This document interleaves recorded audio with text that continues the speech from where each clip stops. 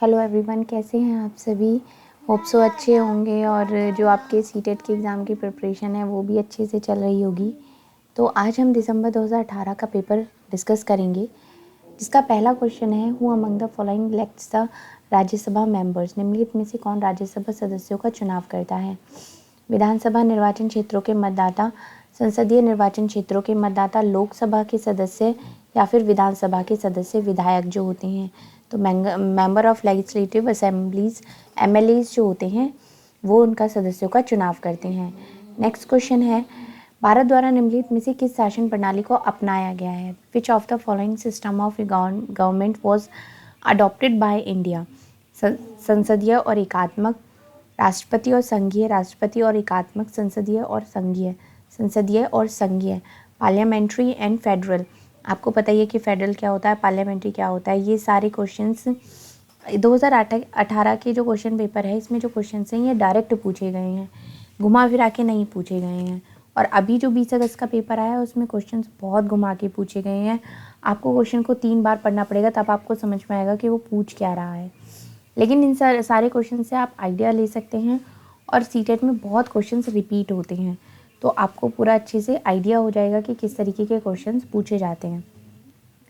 Next देख लेते हैं, अनुसूचित जातियों के लिए कितने संसदीय निर्वाचन क्षेत्र आरक्षित हैं। 48, 84, 47, 74। तो इसका आंसर है 84। How many parliamentary constitutions are reserved for the schedule caste. Schedule caste के लिए कितने आरक्षण कितना है, 84 है उसमें। नेक्स्ट देख लेते हैं question, which one of the following fundamental right is violated due to practice of untouchability in India. Right to equality, right to freedom, right against exploitation and right to constitutional remedies. समानता का अधिकार, स्वतंत्रता का अधिकार, शोषण के विरुद्ध अधिकार या संवैधानिक उपचारों का अधिकार। तो ये किस में आएगा, अस्पृश्यता मतलब छुआछूत की जो होती है वो समानता के अधिकार में आएगा, क्योंकि हर किसी को समान मानना चाहिए। As per the constitution of India which one of the following is not a fundamental right. Bharat के संविधान के अनुसार निम्नलिखित में से कौन सा मौलिक अधिकार नहीं है। यहाँ पर नॉट पूछा गया है। शिक्षा का अधिकार भी होता है, शोषण के विरुद्ध अधिकार भी होता है, धर्म की आज़ादी का अधिकार भी होता है, लेकिन संपत्ति का अधिकार नहीं होता। मतलब इसका जो आंसर हो जाएगा राइट टू प्रॉपर्टी हो जाएगा, क्योंकि प्रॉपर्टी जो होती है वो अपनी पर्सनल होती है। आप भी अपने माता पिता में आपने देखा होगा कि भाई इतनी प्रॉपर्टी है, उसका बंटवारा होगा, 4 भाइयों में होगा, तो वो उस पर आपका हक है, गवर्नमेंट का उसमें नहीं आता है, तो वो मौलिक अधिकार में नहीं आएगा। नेक्स्ट क्वेश्चन देख लेते हैं, untouchability refers to the discrimination on the basis of physical disability, gender, caste, race.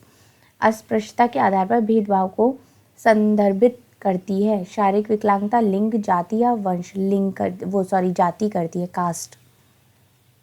चलिए नेक्स्ट क्वेश्चन देख लेते हैं। इस पूरे क्वेश्चन पेपर में आपको एकदम डायरेक्ट क्वेश्चन पूछेंगे, जैसे कि मुख्यमंत्री को कौन नियुक्त करता है, who appoint the chief minister. Chief minister को कौन अपॉइंट करता है, गवर्नर अपॉइंट करता है चीफ मिनिस्टर को। ऐसे ही आपको आगे भी डायरेक्ट क्वेश्चन देखने को मिलेंगे, जैसे कि राज्यपाल को कौन नियुक्त करता है, तो गवर्नर को कौन अपॉइंट करेगा, प्रेसिडेंट करेगा। उसके बाद प्रधानमंत्री का चुनाव कौन करता है, तो जितने भी ये सांसद होते हैं, एमपीज होते हैं, वो सब मिलकर पीएम को चुनते हैं। मंत्रियों के परिषद, मुख्यमंत्री, सांसद और विधायक ये नहीं होता है। नेक्स्ट क्वेश्चन देखते हैं, निम्नलिखित में से किसको भारत का पहला नागरिक कहा जाता है। भारत के मुख्य न्यायाधीश, गृह मंत्री, राष्ट्रपति या प्रधानमंत्री। तो द प्रेसिडेंट, राष्ट्रपति को भारत का पहला नागरिक कहा जाता है। नेक्स्ट क्वेश्चन इज, निम्नलिखित में से किसको भारत में राज्य का पहला नागरिक कहा जाता है। वो देश का पहला नागरिक था और ये स्टेट का पहला नागरिक है। तो स्टेट का पहला नागरिक गवर्नर को कहा जाता है, मुख्यमंत्री को नहीं कहा जाता। नेक्स्ट इज, वर्तमान लोकसभा 2014 के बाद ये कौन सी होती है, 16वीं। इसका आंसर डायरेक्ट 16वीं है। नेक्स्ट क्वेश्चन इज, भारत का वर्तमान राष्ट्रपति कौन है। ये 2018 के अकॉर्डिंग था। 2018 में वर्तमान राष्ट्रपति रामनाथ कोविंद थे, लेकिन आज की डेट में वर्तमान राष्ट्रपति कौन है आपको पता होना चाहिए, द्रौपदी मुर्मू इस टाइम पे राष्ट्रपति हैं हमारी वो। भारत के संविधान में निम्नलिखित में किसका उल्लेख नहीं किया गया है, विच of the following is not mentioned in the constitution of India. Names of the state and union territories, structure of the government, names of the political parties and rights of the citizen. तो नहीं किया गया है, मतलब name of the political parties के नाम को संविधान में नहीं लिखा गया है। नेक्स्ट इज राज्यसभा में सदस्यों को कौन नामांकित करता है? Who nominates members to the Rajya Sabha? तो वो कौन करता है? द प्रेसिडेंट, राष्ट्रपति करते हैं उसको। निम्नलिखित में से कौन भारत की संविधान सभा का अध्यक्ष था? जो भारत की संविधान सभा थी उसका अध्यक्ष कौन था? उसके अध्यक्ष थे डॉक्टर राजेंद्र प्रसाद। सी राजगोपालाचार्य, डॉक्टर BR अम्बेडकर, जवाहरलाल नेहरू ये नहीं थे। तो कौन थे? डॉक्टर राजेंद्र प्रसाद इसका आंसर हो जाएगा। नेक्स्ट क्वेश्चन देखते हैं, निम्नलिखित में से कौन भारत का एकमात्र भारतीय गवर्नर जनरल था? Who among the following was the only Indian governor general of India? तो सी राजगोपालाचार्य इसका आंसर हो जाएगा। डॉक्टर सर्वपल्ली राधाकृष्णन, TT कृष्णाचार्य नहीं होगा, ये भी नहीं होगा। अब नेक्स्ट क्वेश्चन है, भारत का संविधान कब अपनाया गया था? इसमें सबसे ज़्यादा गलती करेंगे कि हमारा संविधान तो हम तो जो बनाते हैं रिपब्लिक डे तो हम 26 जनवरी को मनाते हैं, लेकिन नहीं, उसको अपनाया कब गया था? उसको अपनाया गया था 26 नवंबर 1949 को। उसके बाद वो 26 जनवरी 1950 को सेलिब्रेट किया जाने लगा as a republic day. Next question is, निम्नलिखित में से किसने भारत की रियासतों को एकीकृत करने में निर्णायक भूमिका निभाई थी? Who among the following played a decisive role in integrating the princely states of India? Jawaharlal Nehru, Sardar Vallabh Bhai Patel, BR Ambedkar या सी राजगोपालाचार्य? तो इसका आंसर होगा सरदार वल्लभ भाई पटेल।